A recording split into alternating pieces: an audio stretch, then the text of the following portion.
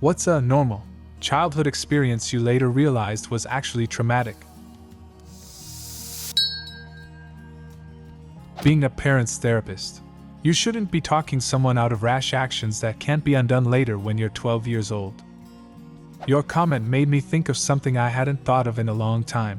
Me, at maybe 12, chasing my mum down the street at night after she said she was going to throw herself off a bridge. She'd had a fight with my father, who remembers about what, and she was just faster than me, had longer legs. I was crying and begging her to come home, and she just sped off into the darkness. I walked home, convinced I was never going to see her again. I was inconsolable, not that my father tried. My siblings and I spent the next couple hours thinking she was dead, or about to be, before a family friend that lived across town called and said she was there. It was never spoken about again. Just another fucked up night that became part of the tapestry of our lives. The silent treatment. I still assume that someone is angry when they're quiet. I'm 70. Yeah, all aggressive silences get to me. It was difficult to explain to others that my mom could angrily fold laundry at me. God, their generation was so fucked up. They learned from people who were literally returning from war and living through great hardship, so it definitely filtered out a bit. But still, the shit they did I wouldn't consider doing to any potential kids of mine. So little control over their emotions. Waiting for my dad to be in a good mood to ask him something. Holy shit. I didn't realize that wasn't a normal experience until reading your comment. I've been in therapy unpacking a lot this last year. I'll add this to the list. My mom used to send me to my room depending on what mood my dad was in when he came home from work. She'd look out the window, and if he had a face on, she'd tell me and my sister to go into our rooms. He would take out his shitty mood mostly on me. Due to this, I was alone a lot and I got very comfortable being alone and isolated. Even today I prefer to stay home, and I have no problem entertaining myself. I have plenty of friends, mostly long-lasting, and I'm very social when I go out, but I prefer to stay home because I have a low tolerance for dealing with people's bullshit. I have a great relationship with my dad these days. I came to realize that he was just young with the pressures of supporting a family and dealing with his own unaddressed trauma from his parents. He did have a temper problem, but that's not my fault, that's his. I refuse to blame myself for his actions, and that's how I dealt with it. It doesn't mean that getting whacked with a belt wasn't traumatic, but that's what he got from his dad. I actually felt bad for him as I got older and put the pieces together. I never hit my kids and I never will. That cycle is broken. Be the parent you needed as a kid. I'm all about hugs, love, and support. Constantly walking on eggshells to avoid making my dad angry. Being told stop crying or I'll give you something to cry about. Like, oh cool, emotional suppression unlocked at age 5. Parents hitting you because you're crying. To make you stop crying. That'll work. Especially if they're crying because you hit them once already. I worked at Walmart for almost 17 years, saw this a lot. We actually ended up calling the cops and CPS a couple of times. Never receiving any hugs from my parents. Or valuable advice. Not even when I cried was hurt physically. Comfort was quite absent, too. I only realized few years ago when I saw a 17-year-old teenager leaning against his dad and telling him about his struggles about an upcoming big decision. Never have had that level of support and comfort, and it still makes my eyes water when I think about it in weak moments. I remember the first time I saw my now husband's aunt, uncle, and 12-year-old male cousin at a family Christmas party. His cousin sat between his two parents with his arms over their shoulders. Throughout the evening, that little family would laugh, be physically affectionate, and emotionally open. It was clearly natural for them. It blew my mind that this dynamic was an option for a family. I am so happy to say that I now have 2 kids, a teenager and a 9-year-old, and our dynamic is very similar. I think it's crucial to have such behavior modeled to you if you don't grow up with it, and I sure didn't. My parents have never told me they love me.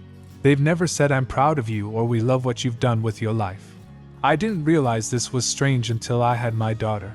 She's only 3 and I'm so proud of her all the time. I tell her I love her all day long.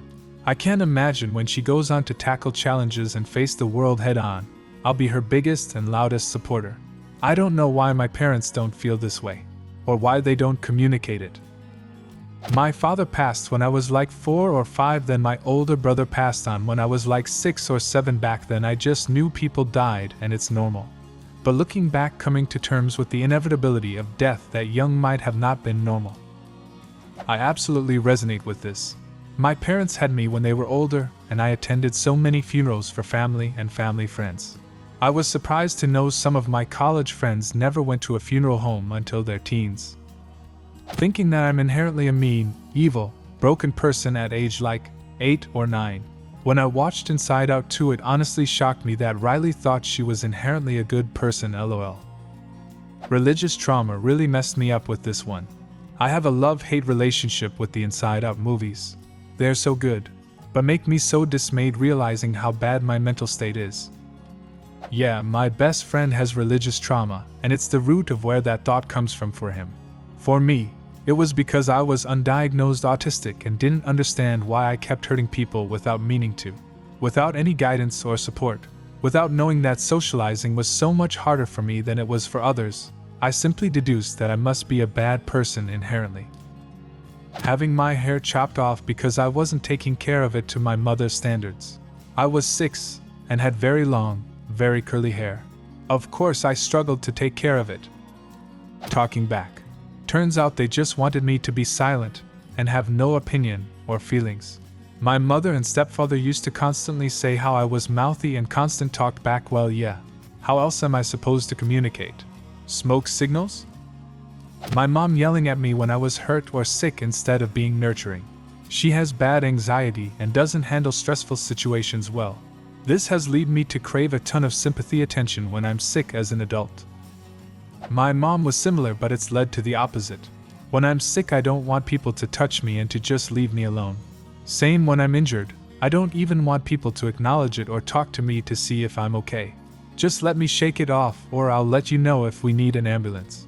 I never really put it together that it's probably a response to her yelling. It's also crazy how the same stimulus affects kids differently, because my brother seeks attention and assurance when sick, likely because of this. Really mild. But my pulse still shoots up whenever I hear my mother walk or breathe heavily, since that's what she did before what we kids call the cleaning rampage, in which she angrily and bitterly cleaned my 2 little sisters' messes while blaming me and my big sister for it. I used to dig through the trash to retrieve the things of mine she threw away because she hated junk, and I wouldn't even notice. I thought I was a bad, messy kid. Nope, turns out she had impossible standards for cleanliness with 4 little kids running around, and she's so much happier now that she's accepted she cannot maintain that. Waking up to find my guinea pig gone one morning after I wasn't able to understand some of her behavior and started complaining. My father likely put her out in the woods and let her become food for a predator. I didn't say anything because I knew it wouldn't have mattered to my dad. Later I always felt such guilt and thought that if I just kept my mouth shut she wouldn't have had that done to her. If it helps, my stepdad found a little guinea pig in the woods and took it home, and it lived a long and happy life. Someone might have found your pet and done the same. Every time I had knee pain and told my mom I wanted to go to the doctor, I always got, "You think that's bad?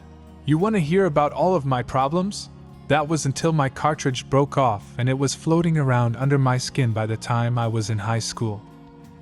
My mom said I had low pain tolerance as a kid, so she didn't believe me when I was 16 that my sore throat I had for days was excruciatingly painful, and she didn't take me to the doctor till I hadn't eaten in like 4 days or had any water for over a day and a half. We lived in the desert. That's hella dangerous. We finally went to my pediatrician and they took one look at my throat, then were calling an emergency on call ENT to see me right that second. I had a massive abscess on the back of my throat blocking half my airway, and my tonsils were swollen, almost closing my throat entirely. They were amazed I wasn't delirious. I wish I could remember how much fluid they drained from the abscess. It'd have to have been 10 milliliters or more. Then they scheduled me to have my tonsils removed the following week. It was so awful. Getting teased and or made fun or for liking certain things as a young child. My older sister often teased me for the TV shows I liked to watch and made fun of my drawings when I created my own Pokemon, for example. Same thing in school. I still remember every single instance of it in detail. To this day, I don't like to share my passions with people and suppress strong displays of positive emotions around others. I wouldn't say I'm traumatized from it, but I realized I'm a people pleaser because my father never showed me that he was proud of me when I was younger. His attitude towards my achievements would lead me to believe they were expectations more than things to be proud of. It was an internal conflict I struggled with throughout my teen years and into my early 20s. But I'm glad to say I've been working on it since recognizing the root cause of my people pleasing. There is a difference between normal sibling fighting and abuse. Always thought the things that happened to me was normal sibling stuff. Would even tell friends they were the weird ones when their experience was different. Went to therapy, told a little story. My therapist said, "That's called torture." I'm so sorry that happened. Similarly enough, my parents found it funny when my stepbrother, 100 pounds heavier and a foot taller than me, would put me in choke holds until I passed out. They refused to interfere so I could learn to defend myself. Unsurprisingly enough, the mother of his children has pressed DV charges on him as an adult. Falling asleep under my bed instead of in it because it was safer down there, and I wasn't allowed to wake my parents up if I was scared. I used to sleep on my sister's floor or under my bed. I'm 47 and I still hide when I feel I'm in trouble. I'll sleep in my closet or under the desk in the office. It just makes me feel better. Safe. Do you have a similar story? Leave a comment and subscribe to the channel if you want to see more videos like this one.